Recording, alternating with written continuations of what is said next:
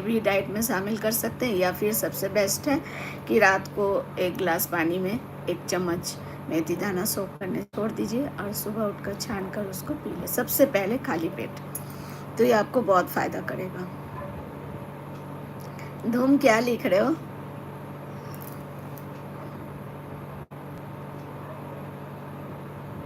हाँ हाँ हाँ, सही बोल रहे हो। अच्छी बात है, बैठ जाओ। अगर पढ़ाई फिर से रिपीट करनी है तो कर लो। पॉइंट नंबर 4 है ना, मेथी दाना मेटाबॉलिज्म बढ़ाता है। मेथी दाना मेटाबॉलिज्म भी बढ़ाता है। ये छोटा सा एक साधारण से इंग्रेडिएंट है।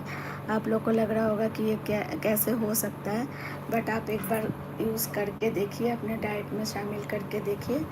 फिर भूख को नियंत्रित रखता है। जैसे हमें कोई एक्स्ट्रा मंचिंग की हैबिट होती है हमेशा ही, या भूख नहीं भी है तो भी हमें ऐसा लगता है कि हमें भूख लग रही है और हम खा रहे हैं, ऑलवेज़ ही खाना खाने का हमारा दिल करता है, बट ऐसा हो नहीं सकता। कोई भी इंसान इतना खाना खा नहीं सकता है जितना कि अगर किसी को मंचिंग की हैबिट लग जाती है वो खाते हैं।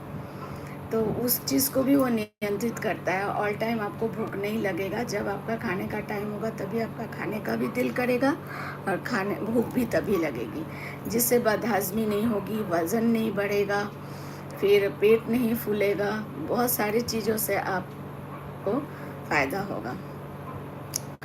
पॉइंट नंबर 5, मेथी दाना का पेस्ट बालों में लगाने से बाल मजबूत और घने होते हैं। पेस्ट, या फिर मैं बोलना चाहूँगी कि मैं तो पेस्ट नहीं लगाती हूँ, क्योंकि पेस्ट में थोड़ा मुझे लगता है कि वो काम ज़्यादा एक्सटेंडेड हो जाता है, क्योंकि लगा रहे हो फिर वो थोड़ा 30 मिनट्स या 1 आवर 40 मिनट्स के लिए आप उसको ड्राई होने छोड़ोगे, फिर उसको वॉश करना थोड़ा मुझे हेक्टिक लगता है। तो मैं क्या करती हूँ, जनरली एवरी संडे जब भी मैं हेयर वॉश करती हूँ तो मेथी दाना और कलौंजी इसको मैं डिप करके रात को रख देती हूँ। उसको मैं फिर उबाल के उसको छान के उसका वाटर जब मैं नहा के वॉशरूम से आ जाती हूँ, जब कॉम्ब करती हूँ उस टाइम उस पानी को अप्लाई कर लेती हूँ, और उसके बाद आप ड्राई कर लीजिए हेयर। तो इससे क्या होगा, हेयर फॉल नहीं होगा, फिर आपको डैंड्रफ नहीं होगा, बालों की जड़ें मजबूत होंगे, बहुत सारे चीज़ों से आपको निजात मिलेगा। ये आप एक बार करके देखिए। ये छोटा सा इंग्रेडिएंट है, खाएंगे तो भी आपको हेल्प मिलेगा, और अगर आप नहीं भी खा रहे हैं, इसको अपने डाइट में नहीं शामिल कर रहे हैं, तो हेयर के लिए भी ये बहुत अच्छा है, स्कैल्प के लिए बहुत ही अच्छा है। कभी भी इस वेदर में तो खासकर बहुत ज़्यादा डैंड्रफ का शिकायत हो जाता है मोस्ट ऑफ द जनता को, बट आप अप्लाई करके देखिए। मैं तो 12 महीना ऑल सीज़न में ही इसको अप्लाई करती हूँ अपने बालों में। हेलो मैम, हाँ जसप्रीत कैसे हो? ठीक हूँ, मैं ठीक हूँ, आप कैसे हो बताओ?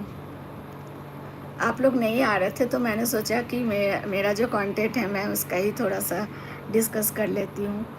तो इसका त्वचा पर लगाने से भी मुहासे भी दूर होते हैं।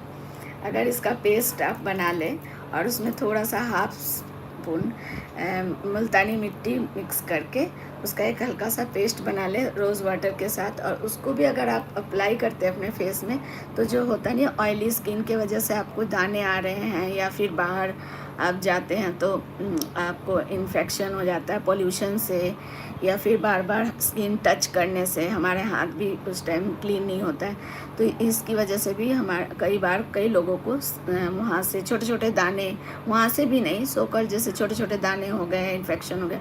इस ऐसी स्थिति में भी अगर आप बाहर से आते ही जब आप फेस वॉश कर रहे हैं तो कोई डिटर्जेंट या फेस वॉश नहीं यूज़ करके हर्बल फेस वॉश की तरह इसको एक पैक बना करके अप्लाई कर लीजिए। जस्ट उसको उसमें बहुत टाइम टेकिंग नहीं होगा। जैसे आपने पेस्ट बनाया, अप्लाई कर लिया, और जब तक आप हैंड वॉश कर रहे हो, लेग वॉश कर रहे हो, अपने हेयर टाई कर रहे हो, तब तक में वो फिर आप उसको हल्के हाथों से उसको सर्कल और एंटी सर्कल में रब करते हुए वॉश कर लीजिए। इतना सा टाइम में ही देखिएगा आपको बहुत फ़ायदा हो रहा है। इससे ऑयल भी बैलेंस हो जाएगा। जो अननेचुरली ऑयल आता है ना हमारे स्किन में, इस वाले वेदर में जनरली आता है हर किसी को। अगर ड्राई स्किन है तो उनको भी आता है, ऑयली स्किन है तो आता ही है। तो ऐसी स्थिति में जो आपका जो एक्स्ट्रा ऑयल आता है वो बैलेंस हो जाएगा। फिर आपका त्वचा एंटीऑक्सीडेंट उसमें भी होगा, एंटीऑक्सीडेंट का काम करेगा, फिर हाइजीनिक होगा। तो ये छोटा सा दिखने